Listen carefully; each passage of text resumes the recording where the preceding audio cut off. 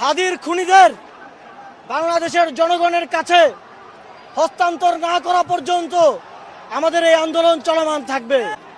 বাংলাদেশের জনগণের বিরুদ্ধে যুদ্ধ ঘোষণা করেছে। তারা ভুলে গিয়েছে জুলাই গণঅভ্যুত্থানে এদেশের মানুষ রক্ত দিয়ে রাজপথ রাঙিয়েছে, কিন্তু হেরে যায়নি।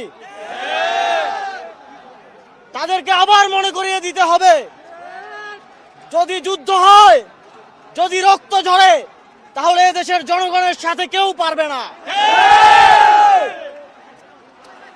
শরীফ ওসমান হাদিকে যারা হত্যা করেছে তাদেরকে অবিলম্বে বাংলাদেশের কাছে হস্তান্তর করতে হবে।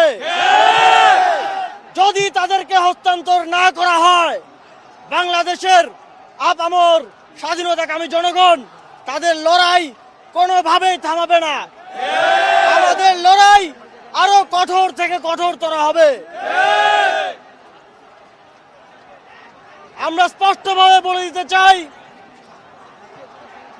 শরীফ ওসমান হাদি জুলাই গণঅভ্যুত্থানকে টিকিয়ে রাখার জন্য সামাজিক, সাংস্কৃতিক এবং রাজনৈতিক যেই লড়াই চালিয়ে যাচ্ছিলেন, সেই লড়াইয়ে দুর্বৃত্তায়ন কিংবা কোনো ধরনের হানাহানি কিংবা সুবিধাভোগী কোনো গোষ্ঠীর কোনো স্থান নেই। তিনি অত্যন্ত গঠনতান্ত্রিকভাবে, তিনি অত্যন্ত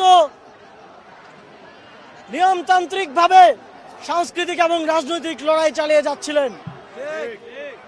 সুতরাং তার এই লড়াইকে আমাদের চালিয়ে নিতে হবে গঠনমূলক প্রক্রিয়ার মধ্য দিয়ে।